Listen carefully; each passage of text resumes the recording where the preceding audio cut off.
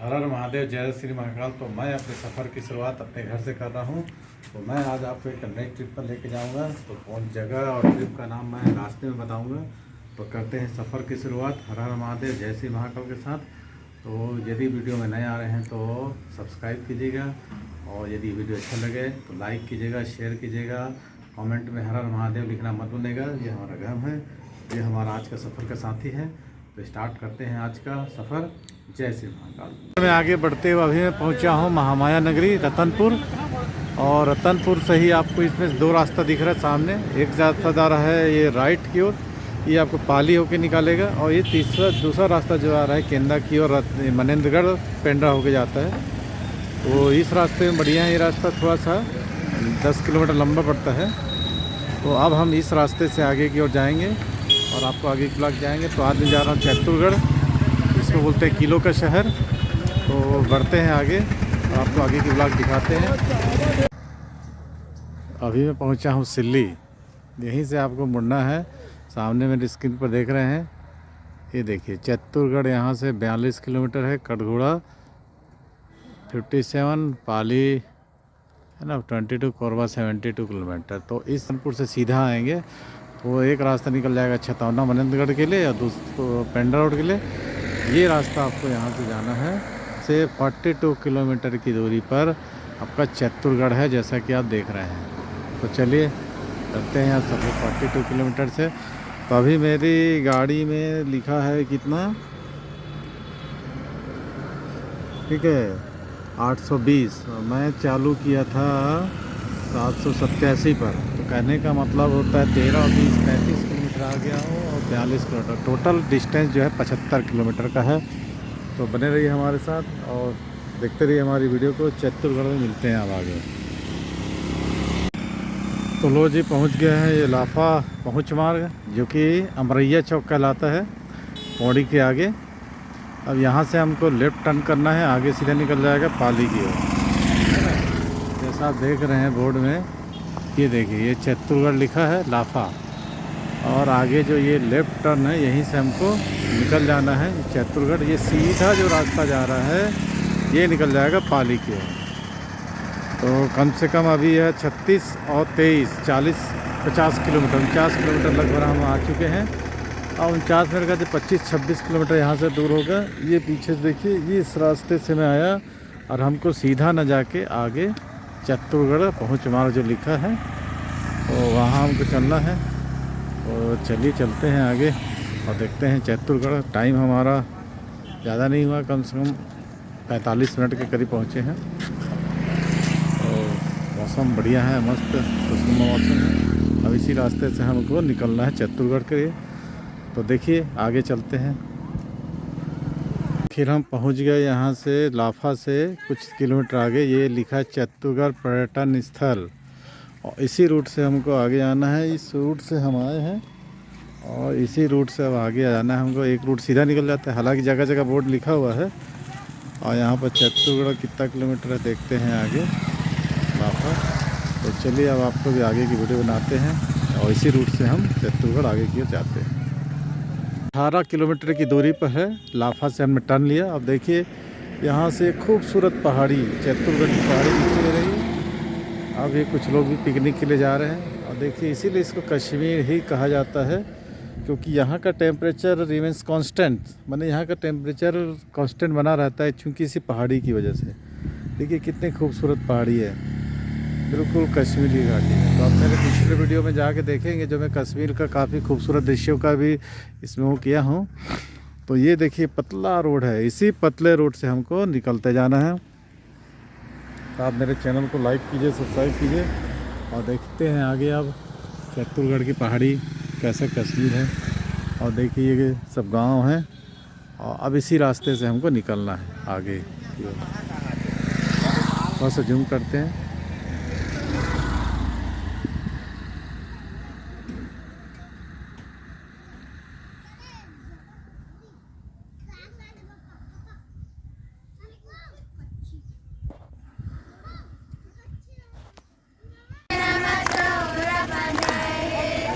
तो यहाँ पर ये रोक दिए हैं सुबह नाच के कारण, और यहाँ पर कुछ पैसे की डिमांड हो रही है। कितना पैसा चाहिए? तो दे दिए ना, साथ में हम लोग। तो अब पैसा इनको दे दिया गया है। अभी रास्ते में ये लोग रोक के पैसा मांग रहे हैं। तो आप ये पे यूट्यूब के माध्यम से देखिए, कभी भी आए तो इनको पैसा दें और तब आगे बढ़ें। चलिए देखते रहिए हमारे चैनल को। और ये अब रास्ता हमारा 5 से 7 किलोमीटर की दूरी पर बचा है। तो अब सफ़र में आगे बढ़ते हुए हम यहाँ पहुँच चुके हैं। अब इधर से हमको जाना है। हम इस रूट से आए हैं। लाफा इधर से 11 किलोमीटर है। और ये चित्तौड़गढ़ की पहाड़ियाँ आपको नज़र आ रही है। यहाँ पर लिखा है आदि शक्ति माँ महिषासुरमर्दिनी चित्तौड़गढ़ लाफा, आपकी यात्रा मंगलमय हो। और छत्तीसगढ़ शासन राज्य वन विभाग द्वारा लिखा है। तो चलिए, अब यहाँ से ज़्यादा डेस्टिनेशन नहीं है, 8 किलोमीटर है। और अब चलते हैं और आगे की ब्लॉग आपको आगे की ओर दिखेगा। तो देखते रहिए मेरी वीडियो को और बने रहिए हमारे सर वीडियो में अंत तक। देखें क्या होता है, कितने देर में हम पहुंच पाते हैं और कितने दिन में वहां से हम रिटर्न आते हैं। चलिए, पहुंच चुके हैं चित्तौड़गढ़ में। और यहाँ पर ये 20 रुपये की पर्ची में आपका स्टैंड कटती है 2 व्हीलर का। भारी वाहन 100 रुपया, 4 पहिया 50, 3 पहिया 30। तो ये भैया हैं। अब चलते हैं आगे की ब्लॉग आपको दिखाते हैं आगे में। यहाँ से कितना किलोमीटर है? आधा। यहाँ से मंदिर 1 किलोमीटर पड़ेगा भैया। कौन सा मंदिर? महिषासुरमर्दिनी। चलिए ठीक है भैया, धन्यवाद। तो आखिर में 75 किलोमीटर का सफ़र तय करके चित्तौड़गढ़ पहुंच चुका हूं। तो छत्तीसगढ़ का चित्तौड़गढ़ किला अपनी वास्तुकला, इतिहास, अपनी खूबसूरती के पर्यटकों के बीच विख्यात। कितने का प्रसाद? तो जैसा कि आप देख रहे हैं, यहाँ प्रसाद वगैरह बांट रहे हैं।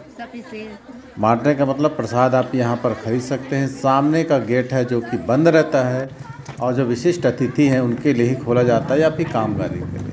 तो मेरी सफ़र चालू हो चुकी है छत्तीसगढ़ के प्रसिद्ध ऐतिहासिक चित्तौड़गढ़ किला का। चित्तौड़गढ़ किले को हम लाफागढ़ किले भी नाम से जानते हैं।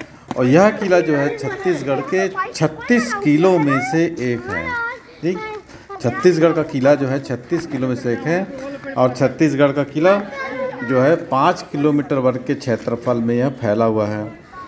यह चित्तौड़गढ़ किला भारत का सबसे मजबूत प्राकृतिक किलों में से एक है ना। ये क्या है?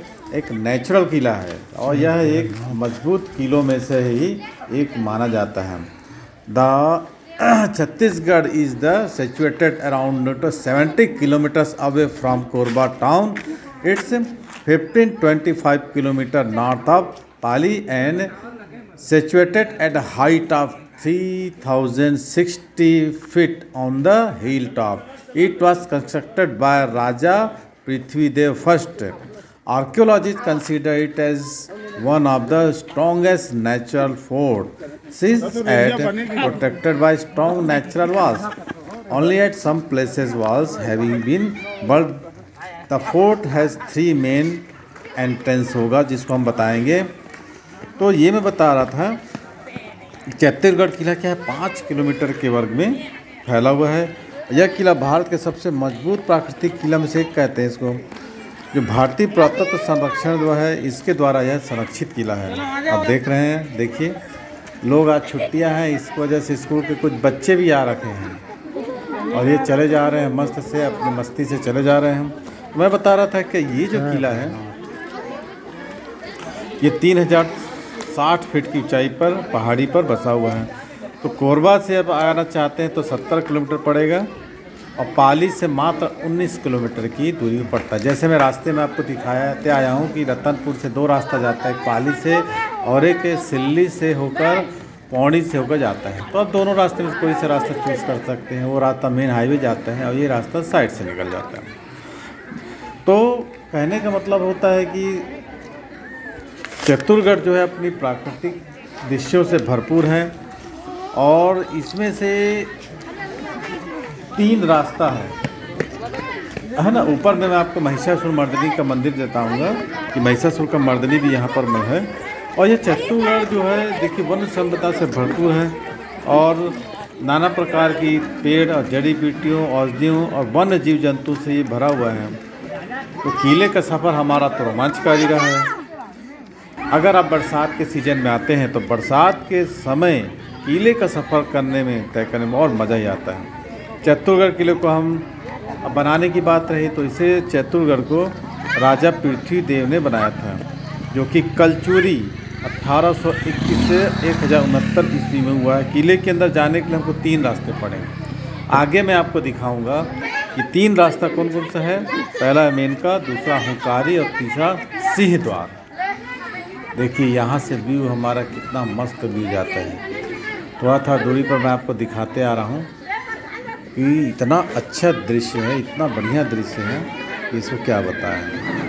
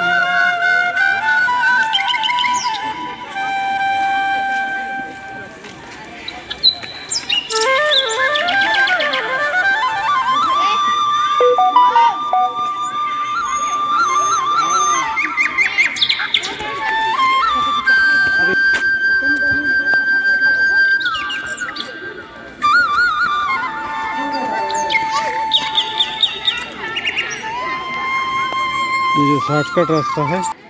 तो हम चर्चा कर रहे थे भारत के छत्तीसगढ़ राज्य के कोरबा ज़िले में एक शहर है, उस शहर का नाम है, क्या नाम है, लाफागढ़। ठीक है। तो पुरातत्वविद के सबसे मजबूत प्राकृतिक किलों में इसको एक मानते हैं, जो पुरातत्वविद हैं, जिसका निर्माण कलचुरी युग 993 में 1181 से 82 CE में कलचुरी की एक लंबी वंशावली सूची देता है, जिसमें से उल्लेख है कि है परिवार में एक राजा था जिसके 18 पुत्र थे। इसमें से कलिंग था और इसका बेटा कमला तुंगमाता था, तुंगमाला पर शासन करता था। तो कमला को रत्नराज प्रथम और बाद में पृथ्वीदेव प्रथम द्वारा मुगल सम्राट अकबर ने 1571 में किले पर कब्जा किया और मुगलों ने 1688 तक ऐसे शासन किया, कुछ ऐसा कुछ है।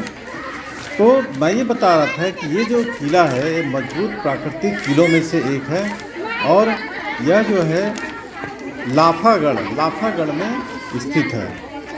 और किले में कितना है, 5 तालाब हैं, और ये पांचों तालाब, 3 द्वार तो बताया हमने, 3 द्वार कौन कौन से थे, मेनका, हुंकारी, सिंह द्वार। और ये हैरान करने वाली बात है कि किले के ज़्यादातर दीवार प्राकृतिक हैं।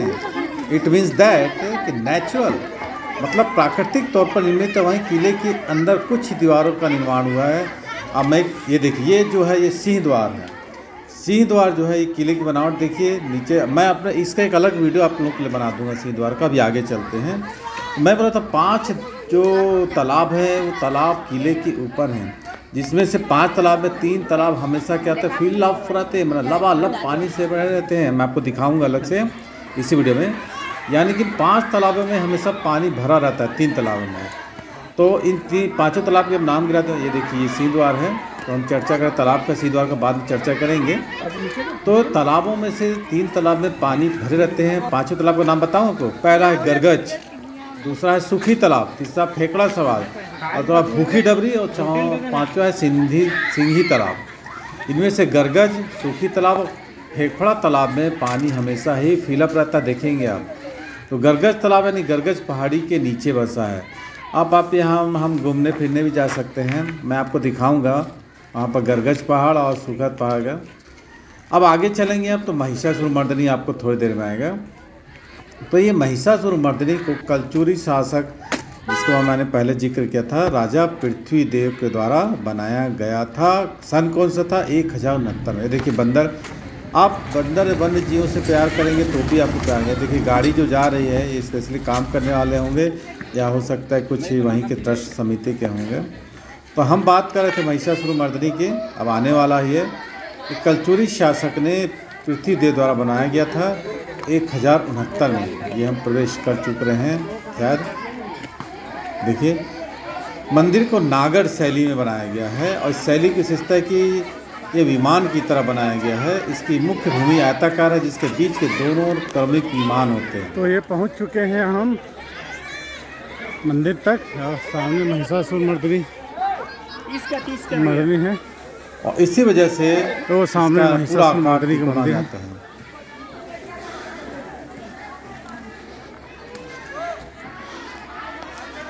ये देखिए हम चले जाते हैं मंदिर के ऊपर एक शिखर है। ये देखिए इसको भित्ति कुछ लिखी हुई है, आप पढ़ सकते हैं तो पढ़िए।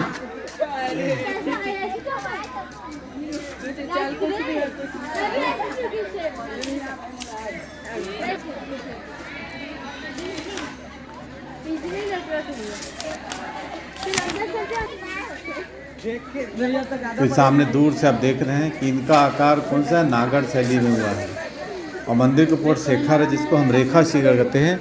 नागर शैली में महिषासुरमर्दिनी के गर्भ में माता की 12 हाथों वाला मूर्ति है और ऐसे भी सुनने में आया है कि माता यहाँ रात को विचरण भी करती है।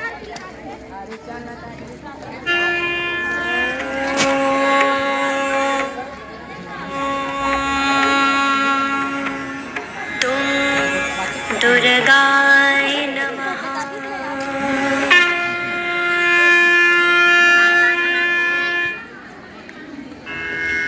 ओम नमः चंडिकाय। आपको जब भी किसी प्रश्न का ये तालाब उत्तर जाने नहीं का मिल रास्ता रहा है। हो,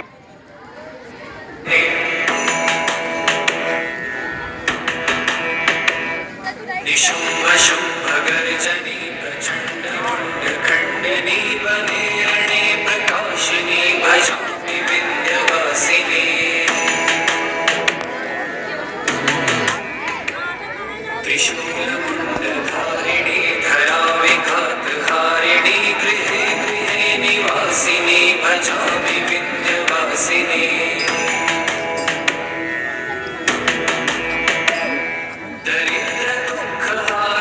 सदा विभूतिकारिणी वियोगशोकहारिणी भजामि विंध्यवासिनी।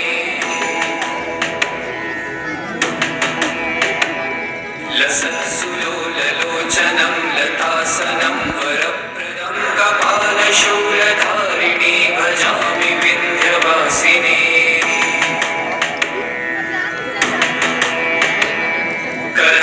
कराब्जनानदाधरां शिवां शिवां प्रदायिनी वरावराननां शुभां भजामि विंध्यवासिनी। कपीन्द्रजामिनी प्रदां त्रिधा स्वरूपधारिणी जले थले निवासिनी भजामि विंध्यवासिनी। तो अब हम गर्भगृह में प्रवेश करने वाले हैं और माता जी के दर्शन आपको कराएंगे। देखिए आज संडे होने की वजह से स्कूल के बच्चे काफ़ी आए हैं। ये मंदिर का मुख्य प्रवेश द्वार है। जैसे देखिए इसमें किसी तरह के कोई पत्थर का बलुआ पत्थर का उपयोग हुआ है, लेकिन छड़ गिट्टी वगैरह किसी का उपयोग नहीं हुआ है। ये अपने आप में वास्तुकला और सौंदर्य कला माता की भक्ति का स्पष्ट उदाहरण जो कहीं भी देखने को नहीं मिलेगी।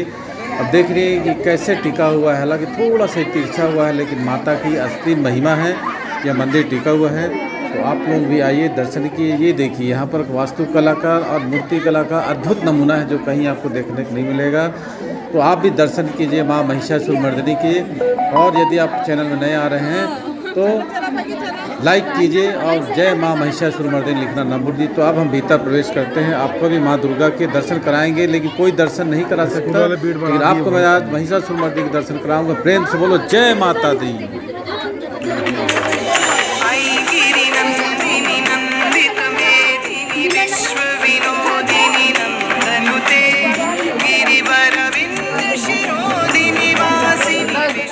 विलासिनी जिष्णुनुते भगवती है शितिकंठ कुटुंबिनी भूरि कुटुंबिनी भूति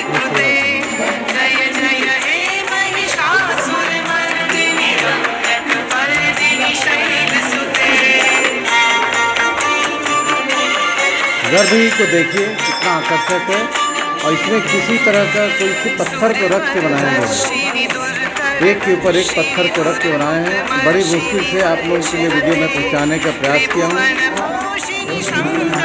तो माता जी की कृपा आप पर ही बरसेगी यदि आप मेरे चैनल को लाइक करेंगे और दर्शन करेंगे। देखिए 12 हाथों वाली माँ की मूर्ति बिल्कुल आकर्षक है। अब मैं ये देखिए आप दर्शन करेंगे। जय माँ महिषासुरमर्दिनी, हर हर महादेव, जय माता दी। प्रेम से बोलो जय माता दी। तो आपने दर्शन किया घर बैठे, और हर हर महादेव कमेंट में लिखिए जय माँ दुर्गे। देखिए आकर्षक चेहरा, भव्य चेहरा, दिव्य चेहरा, जय माँ दुर्गे। आपको घर बैठे साक्षात माता जी के दर्शन हो रहे हैं। अब आप देखिए वास्तुकला का इनका भव्य मंदिर गर्भगृह के दर्शन कीजिए।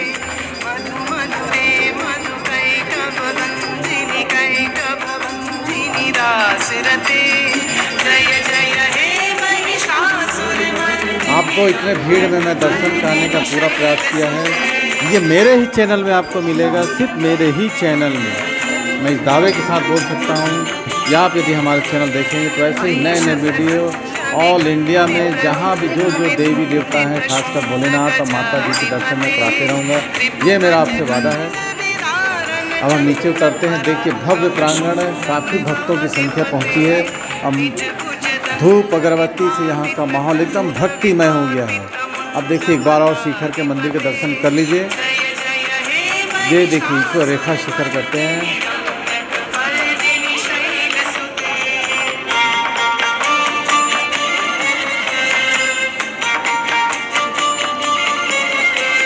अब हम चलते हैं ज्योति रूप में, जहाँ माता का अखंड ज्योति जलता है। तो अखंड ज्योति के दर्शन ही बड़े भाग्य से होते हैं।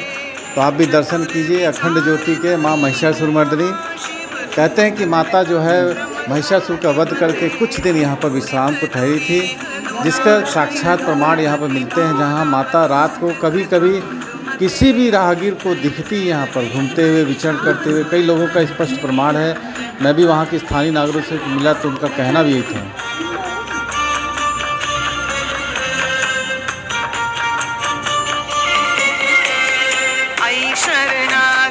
अब देखिए यहाँ से भव्य मंदिर माँ का बिल्कुल आकर्षक, अपने आप में एक में मैं क्या कहूँ, मेरे पास शब्द नहीं कहने। अब यहाँ से तालाब जाएंगे, तालाब आपको दिखाएंगे हम। ये देखिए यहाँ से मैं तालाब पे जा रहा हूँ मैं। ये अब सीढ़ियाँ हैं, इस सीढ़ी से आप चढ़ेंगे मंदिर के जस्ट थोड़ा सा आगे में। तो इस सीढ़ी के ये पीछे ये देखिए, ये यहाँ पर एक तालाब है। 3 तालाब जो कि बिल्कुल लबालब रहते हैं। तीनों एक्चुअल 5 तालाब है। पहले बताया ना गरगस तालाब। ये देखिए गरगस तालाब आगे में लिखा हुआ है। गरगस तालाब, सूखी तालाब, फेखड़ा तालाब, भूखी डबरी और सिंधी तालाब। इसमें से 3 तालाब जो है हमेशा भरे रहते हैं। इस रास्ता में दिखाया है, पहाड़ियों के बीच में स्थित है। और आगे में और कोई पहाड़ तालाब होंगे, माने 3 तालाब लबा रहते हैं, 2 तालाब सूखा रहते हैं। 3 तालाब कौन कौन सा? फेफड़ा तालाब, भूखी तालाब, भूखी डबरी नहीं, फेफड़ा तालाब, गरजत तालाब और सूखी तालाब। तो अब हम आगे जाने की कोशिश कर रहे हैं। जितना से जितना हो सकता है आप लोगों को वीडियो के जरिए मैं दिखाने का प्रयास करता हूं, और आप लोगों की ऐसे वीडियो में लेकर आते रहता हूं। तो चित्तौड़गढ़ की नगरी, जिसे चित्तौड़गढ़ भी कहते हैं, चारों तरफ पहाड़ी से घिरा हुआ नेचुरल फोर्ट जिसको कहते हैं, और राजा पृथ्वीदेव द्वारा बनाया गया है किले की सुरक्षा से, जिसमें 3 द्वार होते थे। द्वार के नाम हमको बताया, मेनका सिंह द्वार। 2 के दर्शन में आप लोगों को, तीसरा द्वार थोड़ा आगे था, तो मैं आपको फिर उधर भी कराऊंगा। आगे जाना तो यही एक बेकार है, घूम तो सकते हैं बहुत बड़े एरिया, वीडियो के माध्यम से लंबा हो जाएगा, आप लोग इंटरेस्ट नहीं रखेंगे। इसलिए मैं देखिए महादेव का छोटा सा मंदिर, आपको हर जगह महादेव के मंदिर तो मिलेंगे ही। तो बोल से बोली हर हर महादेव, जय श्री महाकाल। आगे में है, आगे शायद गरगस तालाब है। अब यही तालाब हम देख रहे हैं, तालाब दिखाने की कोशिश करते हैं। अब हम नीचे उतरेंगे एक बार और माता जी के दर्शन कर लीजिए।